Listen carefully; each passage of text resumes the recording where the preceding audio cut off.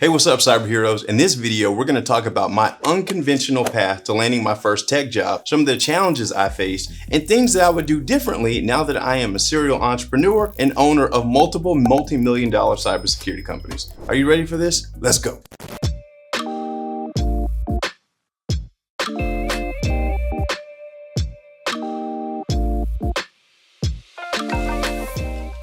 What up, cyber heroes, and welcome back to my channel. If you're new, I'm Boyd Clewis, six-figure tech career coach and internationally recognized cybersecurity expert, and I help people upgrade their jobs to six-figure tech careers. If you want to follow me on this journey, be sure to like this video, subscribe to the channel, and hit the red bell so that you're notified whenever I drop new content guaranteed to take your career to six figures and beyond. All right, cyber heroes, I'm super excited to talk to you guys about this path because I have had some very interesting things happen in my career, and this was just the beginning. So you know what that means, right? Story time. You guessed it. So let's throw it back to the year 2010, all right? Back when I was skinny Boyd. Anyway, so 2010, I am actually working at a copier company by the name of Ricoh, one of the largest copy companies in the world, right? And that's Ricoh, R-I-C-O-H. Chances are at the office you work at right now, there's either a Xerox copier or a Ricoh copier. They're the two major players in the game. I was working in accounts receivable, and my job was to verify that the sales contracts that the sales team wrote actually on paper actually matched what was inside of the system. It was accounting, right? And correcting billing issues. My goodness, I had no passion for this at all. It was just a job for me. So what would happen was I was on a team of about 7 or 8 people or something like that. Ricoh was in Dallas where I worked, but headquarters was in New Jersey. So anytime someone's computer would break, because they had these IBM computers that were not the best, they would have to box the computer up and ship it to tech support in New Jersey. And so that person couldn't do any work until their computer was repaired. So who do you think had to do their work? The work had to go on, right? Yeah, it was me. And I didn't like that at all. So out of, let's just call it what it is, laziness, I decided to do something completely out of the ordinary. Instead of boxing up the computers and shipping them to New Jersey, I decided that I would figure out how to fix the computers myself at the local location so people could actually do their job. And that moment right there was probably like the defining moment for my career, because at this point in time, I believe I'm like 22 years old and I have like no insight, no thoughts about going into tech at all. Like I'm making $13 per hour working at this copier company and I am miserable. So I started Googling the errors that I was getting on the computers and diagnosing the systems. And eventually I figured out how to fix those problems myself so we didn't have to ship the computers off to New Jersey anymore, which actually ended up saving the company a lot of money on shipping costs, downtime for the employees, etc. But I didn't see any benefit from that because I wasn't even thinking about that at the time because I didn't have the business sense that I know now to understand the impact and the value that I was adding. So I did that. I worked at that company for about 3 years. And how it ended was the company's leadership flew in from Japan and decided to tell us all that they were closing operations in Dallas and moving it to Orange County, California. Now keep in mind, I'm making $13 per hour. Company's leadership believes that I add value to the company, so they would like me to stay on. They're like, hey Boyd, we'd like to keep you on the team.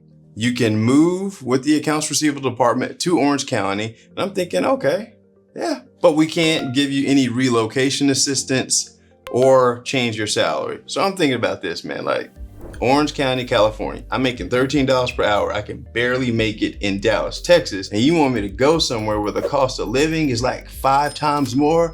No. What I did instead was I took the severance package. And this is where the game changed, guys. I took the severance package, and while I was laid off, I found out about this program out of Chicago that was called Creative Ventures, right? Creative Ventures, what they did was they provided online IT training for people that were in the military or people that had been recently laid off from their jobs. And I found out about this opportunity and I applied, and they granted me access to some IT training, which was great because after I was laid off, I decided that I was no longer going to work in accounts receivable, but I wanted to make this whole tech transition. And that may be some of you right now. It's like you're done, you're fed up, you're finished with the line of work that you're in right now. You understand where tech and cybersecurity are going, so you want to make the transition. So you got to listen carefully to the rest of the things I'm going to tell you because it is super, super important. So they give me access to this online training, and it is specifically for the CompTIA A+ certification, which is all about tech support and hardware, right? Like baseline entry-level IT type of stuff. So what I did was I started doing the online training, but I took it a step further. Most people never succeed the way they want to because they don't train the right way. So while I'm going through this online class, I actually created a physical lab at home. So I had old computers, home routing equipment for like the home internet and everything, and I built my own virtual lab. So as I am walking through the steps in the training, I'm also putting my hands on the things at home so I can get that practical experience, because it's not about what you know, it's about what you can do. And it took me about 6 weeks to get through the training, and then I went and took the CompTIA A+, both of the exams, and I passed them on the first time, and I was super excited because now I'm a CompTIA A+ computer technician. And at that time, that just meant like the world to me. It was like I had like this S on my chest, or an A+ on my chest, if you will, because I was like, I did it. I'm now a certified IT guy, whoopity-doo. And so as soon as I got that certification, in my mind, I was ready to get to work. So what I did was I reinvented myself.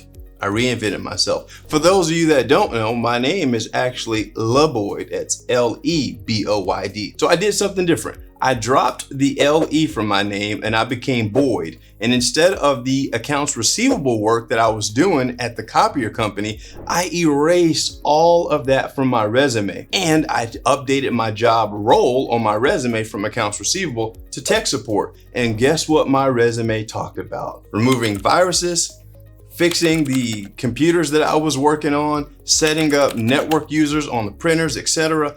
I only talked about the tech work that I did there because that was what was relevant to my next position. Most people go wrong with trying to get a tech position, but never showing any tech skills on their resume. That is called not being congruent. And if your resume does not align with the job role, you're not gonna get the interview. And if you can't get the interview, you won't get the job, all right? So I updated my resume. I put it on monster.com, indeed.com, and I'm getting no hits on this thing because my previous experience before working at the copier company, I was working at Subway cutting sandwiches, man, making $5.35 per hour. So I did something very, very non-traditional, guys. I honestly can't say if it's gonna work today. Remember, this is 2010 when I did this. I went to Craigslist.com. I went to the job section and I went to networking, and there was a position there that said junior technician, Irving, Texas. I was like, yo, I was already working in Irving, which is a suburb of Dallas. The job posting required me to email over my resume. And so what I did was I emailed my resume and a cover letter explaining where my skills were and how passionate I was about IT going through this career transition. I was honest and upfront about it. And a couple days later, they emailed me back and invited me to come interview. I show up for this interview and I'm talking to this company. The company was called TechCentre. What they were was a small IT company that provided managed services. So like oftentimes small startups and other companies can't afford to have a full-blown IT department. So what they do is they outsource the IT work to a managed service company, which acts like their IT department. And this company, TechCentre, was hiring for a network technician, a junior network technician, to help out. And so I figured, hey, the worst thing they could say is no. So I go and interview with the company and I talk to them about the value that I added at Rico, how I stopped this whole shipping of computers, how I was repairing the computers, and how adaptable I was, how much I was passionate about the IT space and how I wanted to learn. and how I would probably pick things up faster than most people because like this is truly where my passion lies. And so during the interview, they respected the things that I was talking about, and they were honest with me. They said, you are a little green, which means, you know, you're a newbie, but we see something in you, so we're going to bring you on and we're going to teach you everything that you don't know. And that right there, just like, oh my goodness, it just like made my day. Because remember, I go from making $13 per hour working at Ricoh to being laid off where I'm making like, I don't know, $400 a month or something like that from unemployment, to now these people hired me at TechCentra and I'm making $40,000, guys. Okay, so eventually I got there. They hired me at $36,000, and the game plan based on my employment agreement was after 90 days of employment, it would move to $40,000. But you know, I stayed there for more than 90 days. So I'm making more money than I ever had, and they are teaching me on the job, guys. So I'm learning about Active Directory, configuring mail firewall rules, troubleshooting, network. Now there was some dirty stuff too. I had to run cables and crawl through ceilings and that type of stuff. I even got the opportunity to travel for work because the company didn't just support clients that were just in the Dallas area. They were in Houston and other areas. So I got to travel for work. So I got a wealth of experience in a short amount of time. Now, some of the challenges that I dealt with was while supporting multiple clients, there was technology that I was unfamiliar with. So I had to learn on the job quickly. I had to create a framework of how to identify things that I'm not familiar with and how to come up to speed with those quickly. And so what I found out is every system has a system administration guide, and you have to be like, you gotta understand that has to be your best friend if you're gonna work in tech support or even cybersecurity, anything, because the manufacturer is gonna tell you everything that you need to know. Google is your friend, don't get me wrong, but the tech guides are like your best friend. I created this framework of how I would review the system administration guides to give me the insight that I need to troubleshoot, make configuration changes, etc., without me having to constantly go and ask my leadership how to do something. Because what you want to understand is you want to be as self-sufficient as possible. It's one thing if somebody is volunteering to show you something, but it's another thing if you're constantly asking somebody for help. At that point, you're not adding value, you're adding headaches. And that's not what you want to do. All right, cyber heroes. So let's talk about some of the important lessons that I learned during this transition. Number one, the A+ certification wasn't the thing that helped me land that job. It was the experience at Ricoh and the experience from actually going through the CompTIA training. The certification was just like the icing on top. But if all I had was the certification and didn't have the experience that I learned at Ricoh or the hands-on lab, then I would have nothing to talk about to showcase that I could actually solve the problem that the company has. And that's where many people often go wrong. They assume their college degree or their certification is going to get them hired, but in fact, those educational pieces of paper don't solve problems, and companies hire to solve problems. The next thing that, looking back on, was that foundation of technical skills actually helped me excel further in my career as a cybersecurity auditor, because I had hands-on experience with supporting systems, looking at Windows servers, Linux servers, etc. And that helped me get a faster understanding of systems that I would eventually go on to audit when I became a cybersecurity auditor. So those things were extremely helpful. But most of all, it is having the desire to learn and be adaptable and looking for problems to solve. You can't wait for people to assign you work to do. You should be looking for challenges to solve, because those are the type of people that are going to grow and elevate in their career.